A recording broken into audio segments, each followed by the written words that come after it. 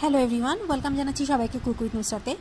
আচারের তেল দিয়ে তৈরি খুবই মজাদার একটু অন্যরকম একটা আলু ভর্তা তৈরি করে দেখাবো আজকে আপনাদের। সেজন্য আমি এখানে 3টা আলু নিয়েছিলাম।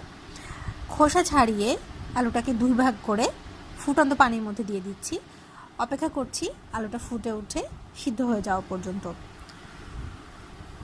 আলুটা সিদ্ধ হয়ে গেলে কিছুক্ষণ অপেক্ষা করে হালকা একটু ঠান্ডা করে নিয়ে আমি একটা পাত্রে নিয়েছি। অন্যান্য উপকরণের মধ্যে নিয়েছি কিছু ভাজা পেঁয়াজ, সামান্য কাঁচা পেঁয়াজ কুচি, কিছু কাঁচামরিচ কুচি এবং 2টো শুকনো মরিচ ভাজা। তবে আপনারা যদি কাঁচা পেঁয়াজ এবং কাঁচামরিচটা অ্যাভয়েড করতে চান তাহলে পুরো ভর্তাটাই ভাজা পেঁয়াজ এবং শুকনো মরিচ দিয়েও করতে পারেন। দিয়ে দিচ্ছি পরিমাণ মতো লবণ, সব কিছু একসাথে খুব ভালোভাবে মিশিয়ে নিচ্ছি।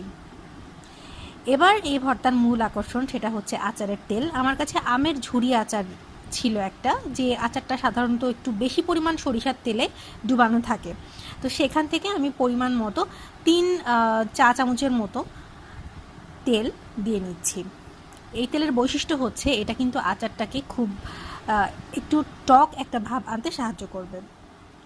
এবার আমি আলুটা একটু ভেঙে নিচ্ছি, হালকা করে একটু মাখিয়ে নিচ্ছি।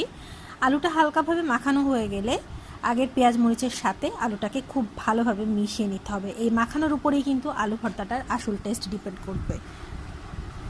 খুব ভালোভাবে আমি মাখিয়ে নিচ্ছি, ভর্তা করে নিচ্ছি। আলু ভর্তা তো তৈরি, খুবই মজাদার একটি আলু ভর্তা। পরিবেশনের সুবিধার্থে কয়েকটা ভাগ করে নিচ্ছি।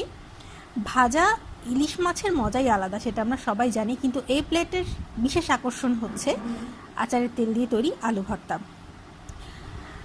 গরম ভাতের সাথে পরিবেশন করে দেখবেন যে এটা কত টেস্টি এবং কত মজাদার। আশা করছি আজকের ভিডিওটা আপনাদের ভালো লাগবে। যদি ভালো লেগে থাকে অবশ্যই আমার ভিডিওটি লাইক করবেন এবং আমার চ্যানেলে সাবস্ক্রাইব করার অনুরোধ রইল সবাইকে। অনেক ধন্যবাদ সাথে থাকার জন্য।